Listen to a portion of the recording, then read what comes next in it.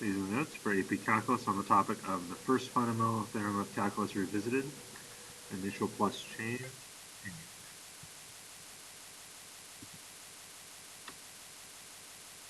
All right, so this first one says the number of bacteria in a petri dish increases at a rate. Remember, rate, when you see that, is just another word for derivative.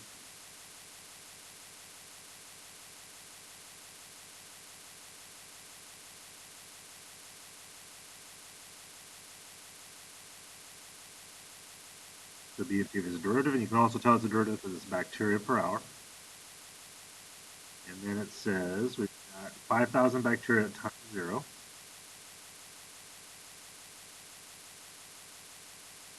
Equals 0. Write an expression that represents the number of bacteria in the petri dish at t equals 7 hours. All right, so you can see on this one, the initial amount of bacteria at time 0 is 5,000.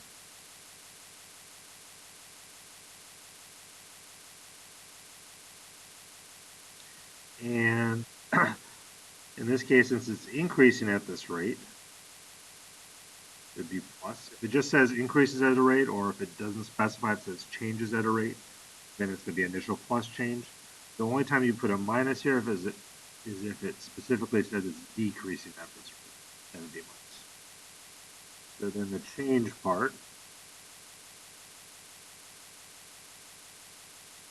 comes from the definite integral from the lower limit is wherever the initial what the time is. It's not always 0, but oftentimes it's 0, very low. And then the upper limit is wherever you want to figure out where the in this case the number of bacteria is at 7. Let's see how much does the bacteria change from 0 to 7. And then here has to be the derivative of this function, in this case d of t. And then since the independent variable there is t, so you have the dt.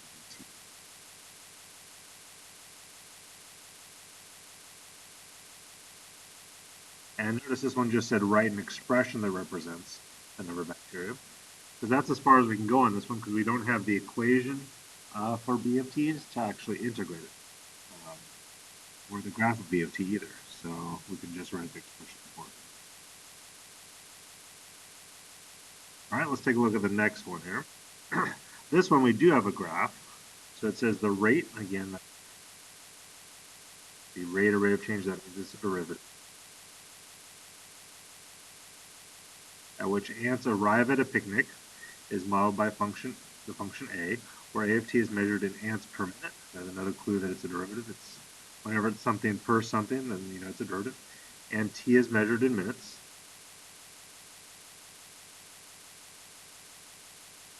So you can see this axis is minutes for tx, and this a of t is ants per minute.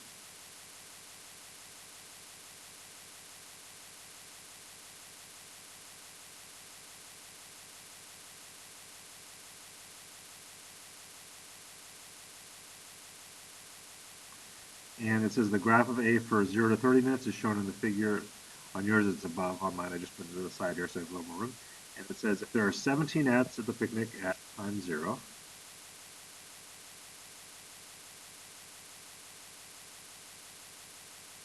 how many ants will be at the picnic at t equals 25 minutes?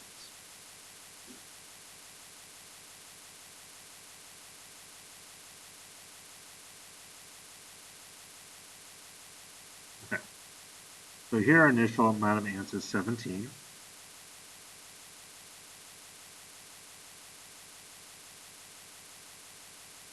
And I say arrive at a picnic, so the rate, it doesn't specify it's increasing or decreasing, but you can see in this case it's always increasing on this interval because all the values of A of t are positive. If there's any below the t-axis here, then we know it's decreasing. In this case, they're all above. So initial plus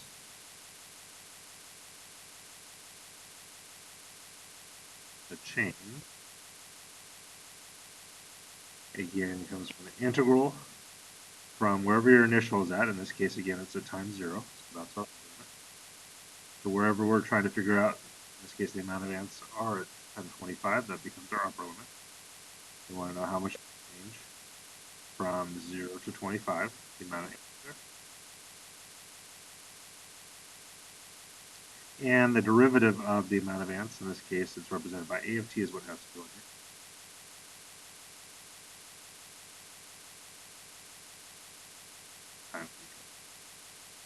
But here we can do a little more than just set it up because we don't have the equation for A of t, but we do have its graph. So you just have to remember what the definite integral represents graphically is the area between the graph and normally it's x-axis, but here it would be the t-axis. So notice it's just from 0 to 25 though, so it's not this entire geometric shape here. We're just going to stop it right at 25. Right there. So we're not going to include this little triangle from 25 to 30. And there's different ways you can split it. You can see it's just linear equations. So you can split it into different geometric shapes. But the way you can probably split the easiest, so you just have to use two geometric shapes, is right here. Because then we've got two trapezoids. You could split it with rectangles and triangles. That'd be fine also if you use this area here. So I'm going to split it two trapezoids. The initial is 17. Plus, remember the way you find the area of a trapezoid is you average the two sides that are parallel. So it's 1/2 times the two sides that are parallel on this one have lengths of 4 right here, plus length of 8. So multiplying by half is like dividing by 2, so plus 8 averages the two sides that are parallel. And then times the width, you can see from 0 to 10 the width of this trapezoid is 10. Give us the area of that first trapezoid. Plus the area of the next trapezoid, again, 1/2. We're averaging the sides that are parallel, which are these two. So this length again is 8.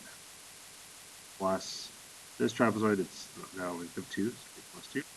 And the width of this trapezoid from 10 to 25 is 15. We got 17 plus, so that's 12 times 1/2. 6 times 10 is 60. Plus, that's 10 times 1/2 is 5. 5 times 15 is 75. And add those up and we get 75 plus 60 is 135. Plus 17, 152. Oops.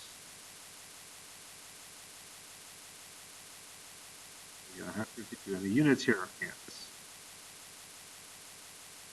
Because notice the 17 was 17 ants, and the A of t was ants per minute, but remember once you integrate, it gets rid of that per minute, so it also becomes ants, so the units correspond.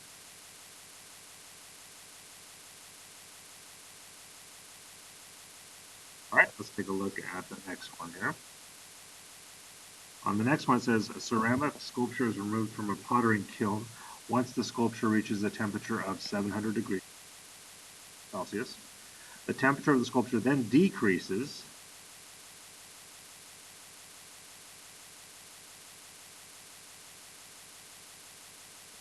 at a rate, so again, this is a derivative,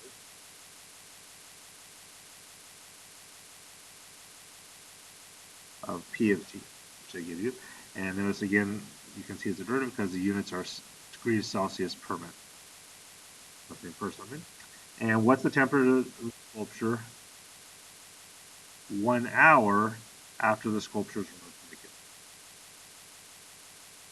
All right, so here, the way you can set it up is the initial is taken out at 700 degrees Celsius, so the initial is 700 degrees.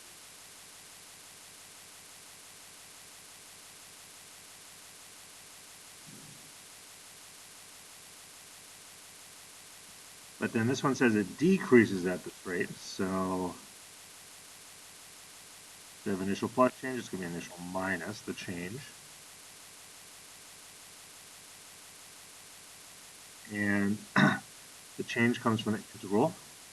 Here it doesn't tell you when the initial is, but notice it says 1 hour after it's removed. So probably easiest if we treat the initial as 0. And 1 hour, be careful, this usually you don't have to do this on an AP test. But this one, notice it is degrees Celsius per minute, and this is 1 hour. So if you went from 0 to 1, that'd be at the temperature of the sculpture after 1 minute, not after 1 hour. So you do have to convert here. 1 hour corresponds to 60 minutes. So 0 to 60. And then we've got our P of T, the derivative of the temperature is pi sine pi over 60.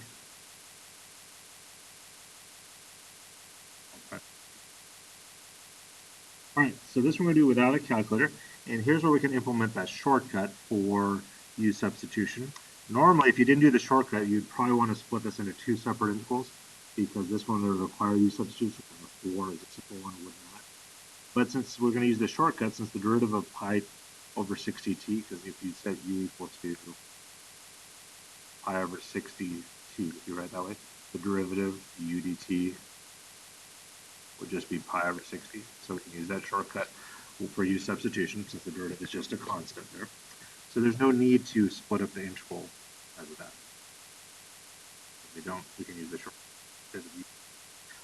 All right, so we'll have, when we integrate this, the pi is still there, and this minus applies to this whole thing, so I'll put parentheses around this.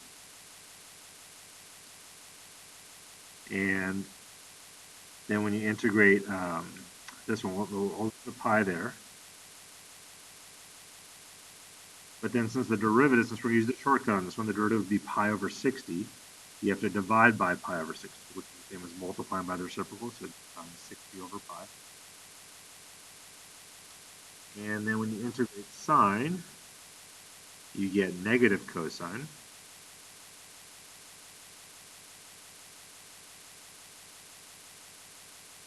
So I'll put the cosine here, and I'll bring the negative out in front there. And then when you're doing this, the function side stays the same. It just says pi over t, 60.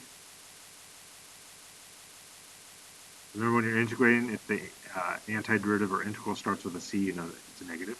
And this is from 0 to 60 still.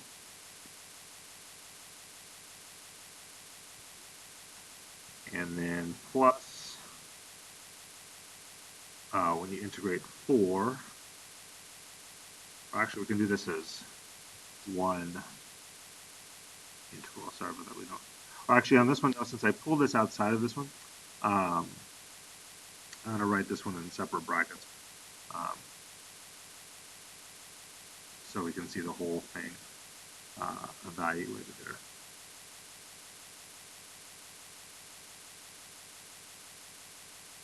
All right, so integrate the 4. Well, let's see. Actually, since I didn't split into separate intervals, let's do it this way. So I was kind of doing it as if it was split into separate intervals.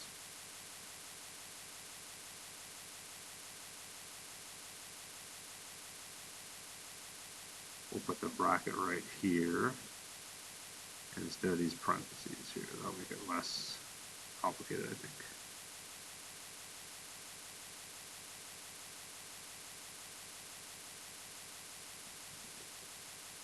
And then when you integrate 4, you just get 4t. There you go. And this whole thing is from 0 to 60. That way we don't need these big parentheses here either.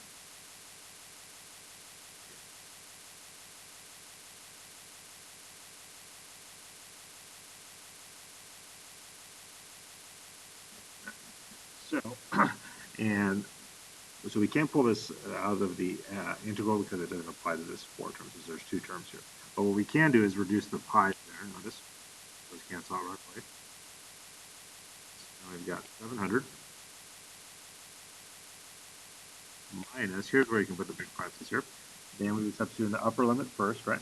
So when you substitute in 60, we'll have this negative 60 out in front.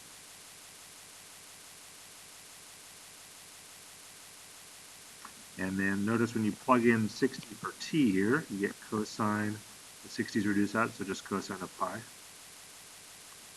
And then plus 4 times 60 is 240. And then minus, when you substitute in the lower limit, again, we get this negative 60 out there. Cosine, when you substitute 0, wipes out this whole thing, so there's cosine of 0. And then plus 4 times 0. So we almost got it. Now we get 700 minus, and then cosine of pi is negative 1. So that's going to be negative 1 times negative 60, and we get to a positive 60. And we've got 240. And cosine of 0 is 1. So that would be negative 60, but then there's this negative here. It cancels out the negative, so it becomes positive.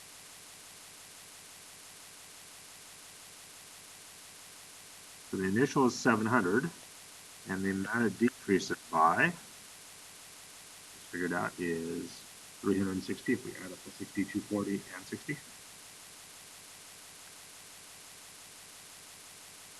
So you get 340. And the units here would be degrees Celsius.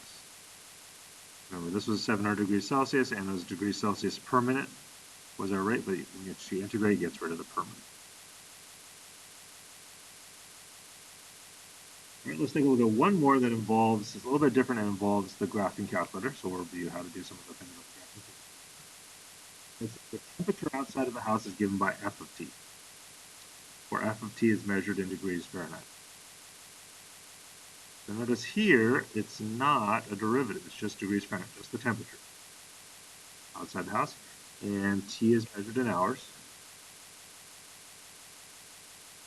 So it says the cost of cooling the house accumulates at the rate of 8 cents per hour for each degree the outside temperature exceeds 78 degrees Fahrenheit. So if it's 79 degrees Fahrenheit, then to cool it would cost 8 cents for a whole hour, basically. And it's asking what's the total cost to the nearest cent, right, to cool the house for this 24-hour period. All right, so I'll start with the 84, so we have the TI 84 or 83 or something similar to that, and then I'll show on Inspire how we do this. On the 84 here first.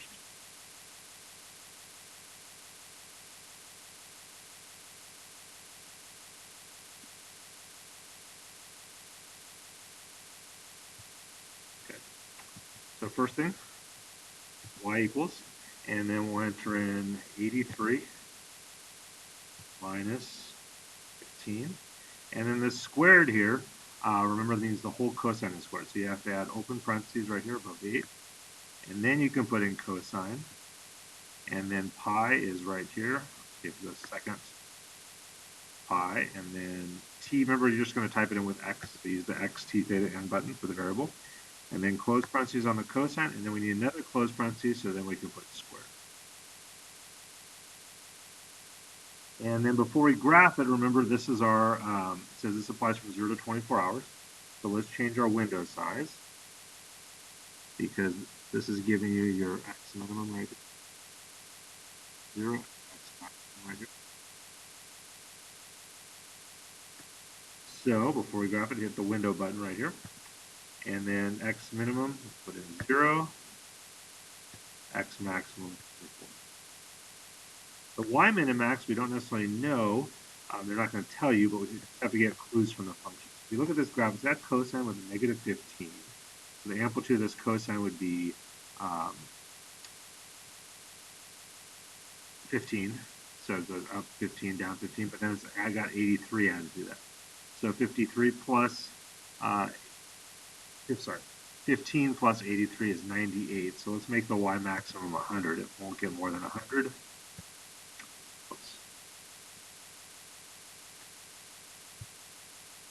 The y maximum 100, and the y minimum, let's see, this is 83 minus 15, that'd be 68, so let's make it, let's say 60, won't get lower than that. And then we can graph it.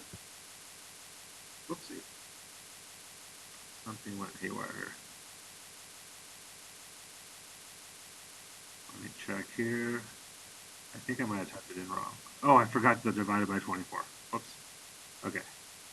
So the way you can fix that, you typed it in wrong like I did here, is just go second INS for insert, and then divided by 24. There you go. All right, then let's go. Oh, it's falling. All right, so there's our graph there, and then this shows us the temperature from 0 to 24 hours, right? However, what we need is to figure out how much it's going to cost based on how much it exceeds 78 degrees Fahrenheit by. So actually, let me go to the Inspire first and type that in first, and then I'll come back to that one. So for the Inspire, you can view document, add graphs, and then we'll type in that same thing, 83 minus 15, and then open parentheses again. Remember all the trig functions are on this trig button next to the 7. Trig, and then cosine of pi on this one is right here. So h pi. You can even put a fraction in here if you want, next to the 9 if you want to make it look just like it does on paper. So it's pi, and then again this is f1 of x, so we're going to use x here over 4. And then don't forget the squared on the outside of these parentheses here. And then you can hit enter. Again, we don't see it because we need to change our window size. So to change the window size, remember to hit menu, window zoom, window settings. And again, our x min and max is going to be 0 to 24. Y min and max, remember we figured out was 60 to 100 would work. There we go. Now we see it. All right, now let's go back to our problem here. We want to see how much it exceeds 78 degrees by, right? So the easy way to do that is just in your calculator for y2, for the second equation, y, and then go down to y2, just enter in the horizontal line 78, y equals 78, and then graph it. And then you can see exactly when it exceeds 78 on this interval right here.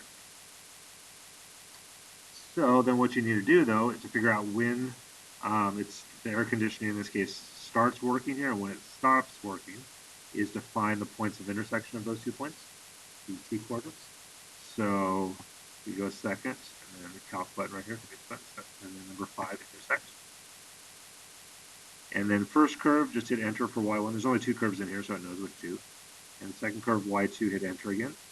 And then guess you move the left and right arrows so you get close to the one you're trying to find, and hit enter. And they give you the x value right there.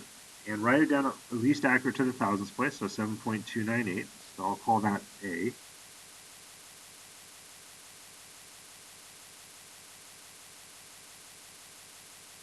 And then remember to store it in our calculator too, so we don't have to type it in. That way it'll store with more accuracy than this too. So second, quit. And then hit the STO with an arrow button for store. If it doesn't automatically put the ANS, you just have to go second, and then the negative button has the answer first, and then hit store. So most of the newer calculators will have that already, just the old 83s I think don't. And then you just pick your letter, alpha A. Now it's in our calculator's A.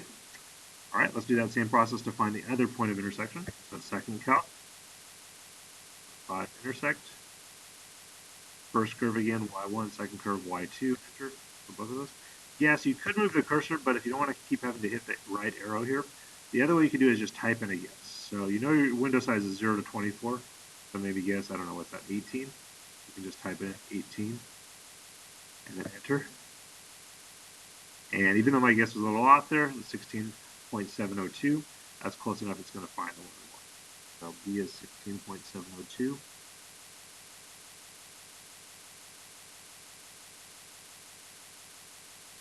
And again, we can store that in our calculator. So second quit, store alpha B. All right, so let's do that same process with the Inspire, and then we'll set up our how we're going to set this one up. So for the inspire again, to get back to the equations here, you just go to tab, and then it's on F2, and we can just turn 78. There it is. And then again, to find the points of intersection on the inspire, you go menu, analyze graph, and then intersection. And here, since there's already two, sometimes you have to click on which graphs you're finding intersecting. But when there's only two, there's no need to do that because it already knows which two. But the lower bound, you just have to go to the left of that point of intersection and click upper bound to the right of it. And then it gives it to you right here. You can drag it around if you can't see it there. And then highlight the X coordinate, and then hit the bar button for variable and store variable, and then pick a letter. You just put A, and then enter, and then it'll put it in bold so that you know it's stored. You can also move these around if they get in your way. There's just labels here you can drag around. All right, let's find our other point of intersection now. Menu, analyze graph, intersection. This time the lower bound, make sure it's to the left of this one, but not to the left of the other one. You need to just focus in on one point of intersection at a time. Lower bound there, upper bound right there. So there's our point of intersection. And then again, highlight it, bar, store variable, type in B, and then enter. All right, now let's go back to our paper here and see what would make sense to set this up. Well, if you go back to the graph, this is the region that we need to find the area of so we can see how many degrees it exceeds by over what interval of time. So if we have the integral from A to B,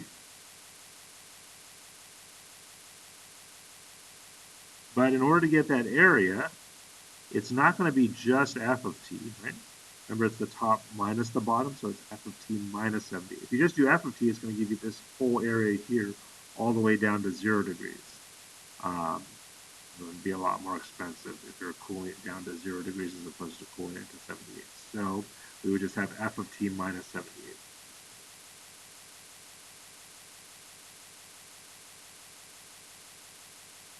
And then, of course, times dt. Since they define f of t, you don't have to write the whole thing.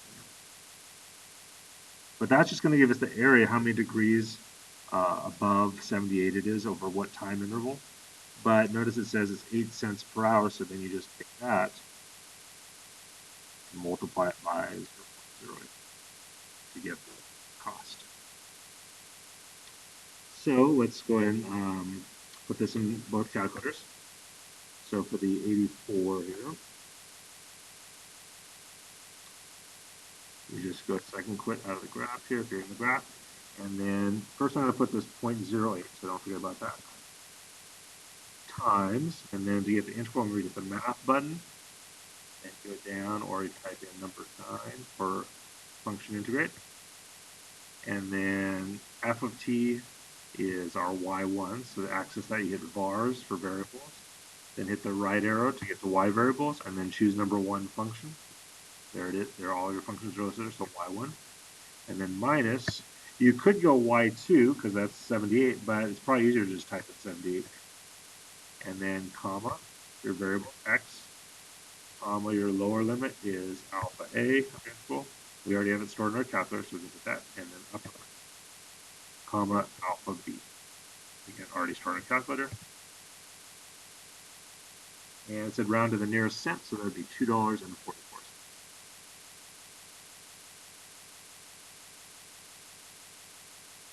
Let's see if we get the same thing with the Inspire here. So the Inspire, what you want to do is dock and then insert calculator. So I'll make it a 1.2 here.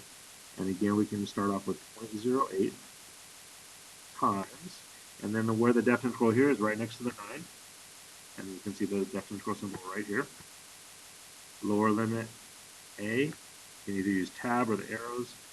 Upper limit B. And then here you can get your variables right here by hitting the bar button. It was f1, and then you got to put what function of x, and then minus 78. And then put the variable x, and then we get the same answer. Make sure you always do write down the integral setup at least, and what you stored as a and b. This is kind of a minimum to write down so you can see exactly how you set it up before you get the final answer. And then on the homework, you'll notice some pages are with graphing calculator and other pages are without graphing calculator. And that concludes the notes for AP Calculus on the topic of the first fundamental theorem of calculus revisited, the initial point change problems.